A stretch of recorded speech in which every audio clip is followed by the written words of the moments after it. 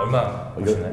상당히 민감한 부분인데 사실 다들 아시겠지만 전문직이라는 게 그냥 자영업자입니다. 그렇죠. 영업을 해야 되는데. 영업하기 나름이라서 그냥 제가 느끼는 체감 정도는 한 그래도 대기업 부장 정도 되지 않을까? 부장. 물론 돈도 중요하지만은 어떤 이제 삶의 질, 좀 이제 삶의 여유, 고객을 대하는 자세, 사람을 대하는 자세 그런 걸 종합적으로 좀 따져봤을 때는 대기업 부장님들 정도면은 그래도 좀 비벼볼만 하지 않을까? 그럼 법무사님은 부장이세요? 임원이세요? 저는 사원이죠, 사원. 야근은 그럼 잘 안 하시는? 야근 많이 하는 편이에요. 왜 그러냐면 저는 직원을 안 두고 있어요. 모든 자영업자들의 고민이 이 인건비죠. 그렇죠. 직원을 쓰면은 월 300은 나간다고 기본적으로 생각하잖아요. 그리고 그 직원이 제대로 된 업무를 수행하기 위해서는 4배를 벌어야 돼요. 300이 4배를 벌어야 돼요. 1200은 매출이 나와야지 저는 그게 맞다고 생각하거든요. 직원 두는 시점을 항상 고민을 하는데 최소한 내가 달아서 없어질 만한 때쯤 되면 그때 둬야겠다. 네. 법무사만 할 수 있는 일 말씀해 주실 수 있을까요?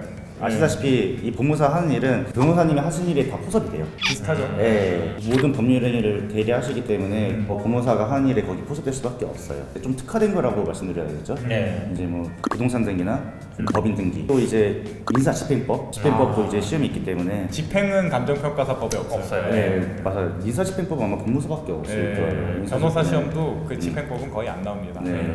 그런 부동산 등기나 민사집행 이쪽으로 좀 특화가 되어 있어요. 소송을 대리할 수 없기 때문에 또 이제 비송이나 가족관계 등록 사건 그리고 가사 사건 이런 것들, 가족관계 등록부가 이게 잘못됐는데 어머니 아버지가 이제 다른 분으로 기재돼 있다. 이런 것들이 이제 법무사를 통해서 정정이 가능하죠. 뭐 옛날에 이제 호적이라고 하죠. 뭐 호적한다 그런 업무는 제가 대행해 주진 않고요. 호적을 할 수가 없습니다. 의뢰인 입장에서 좋은 법무사를 고르는 기준 또는 방법이 있을까요? 자기라고? 더욱더 찍고 이제 다음으로 넘어갈게요. 가장 제가 중요하다고 생각하는 건 그 법무사 본직이 직접 상담하고 핸들링 해주냐. 그거를 좀 보시는 게 좋을 것 같아요. 물론 이게 뭐 법무사님을 같이 수행하는 사무장님도 훌륭하신 분들이 상당히 많이 계세요.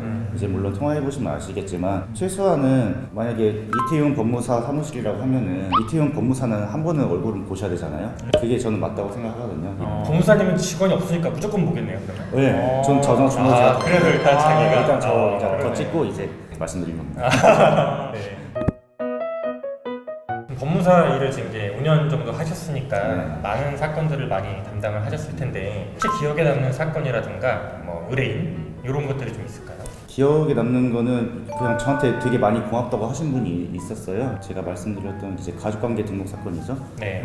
이게 호적이 잘못해가지고 다른 어머니를 호적에 올려놓는 그런 케이스죠. 그래서 이 잘못된 호적 가지고 수십 년을 살아오셨는데 이걸 어떻게 고쳐야 되냐. 근데 과정이 좀 쉽지만은 않았어요. 이제 재판도 좀 해야 됐고 그런 과정이 쉽지 않았는데 이제 장기간 동안 같이 말씀을 나누다 보니까는 결국에는 뭐 해결을 할 수 있었죠. 근데 이런 공문서의 잘못으로 인해서 수십 년간 판을 가지고 살아오신 거고 판을 어느 정도 풀었다.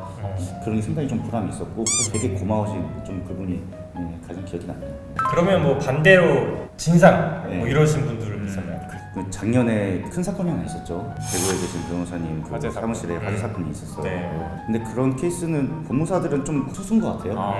왜냐면은 좀 생각을 해보니까 변호사님 같은 경우는 큰 사건을 다루고 큰 금액이 걸려있는 경우가 많기 때문에 약간 보복에 관한 그런 위험성도 어느 정도 노출이 되어 있으신 것 같은데 법무사는 보수가 작아요. 시비가 일어나기가 쉽지는 않은 것 같아요. 직접적인 뭐 책임제가 좀 없는 편이죠. 상대적으로는요. 왜냐면은 일단 단가도 낮고 그리고 어떤 소송이나 이런 걸 제출을 대행하는 것도 서류 하나 건별로 보수를 받아요. 변호사님은 포괄해가지고 착수금 받고 승부금 보수 받고 이렇게 끝내시잖아요. 근데 법무사는 소장 하나 제출할 때 받고 준비서면 하나 제출할 때 받고 이렇게 건건이 이제 보수를 받기 때문에 그리고 금액이 좀 크지 않기 때문에 싸움 날 것 같으면 환불해주죠. 네. 보통 어떻게 영업을 하세요? 영업이요. 네. 영업 중요하죠. 네. 영업은 다 주로 지인들 통해서 해요. 그렇죠. 그렇게 갈 수밖에 없어요. 네. 구조상.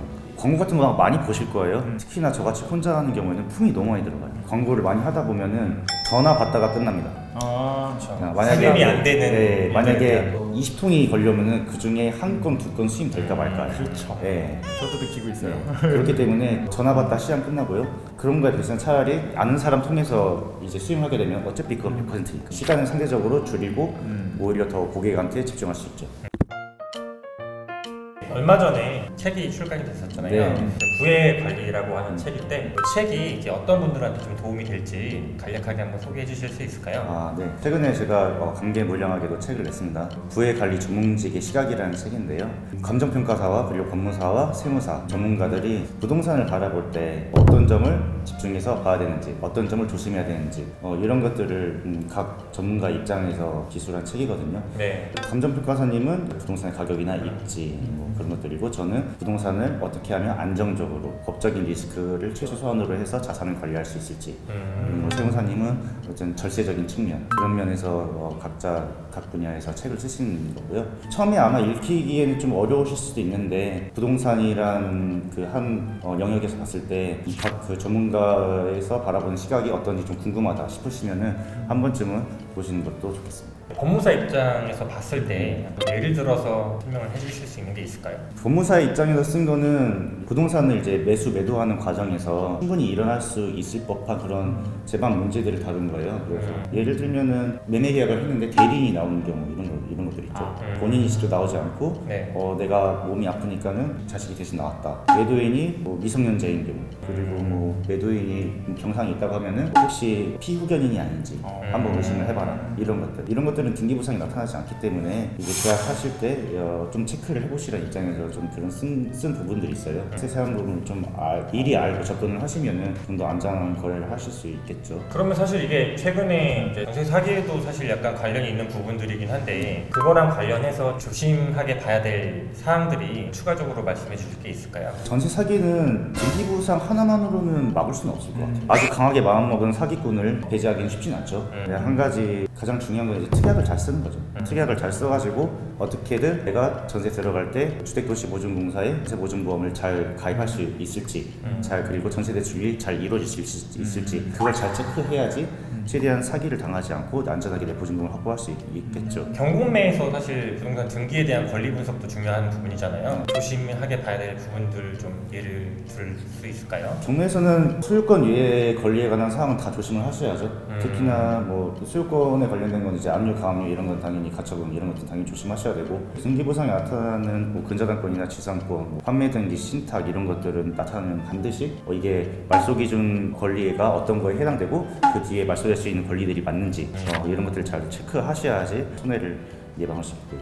오늘은 이제 법무사님의 얘기를 잘 들어봤고요. 오늘 인터뷰는 여기서 마치는 걸로 하겠습니다. 감사합니다.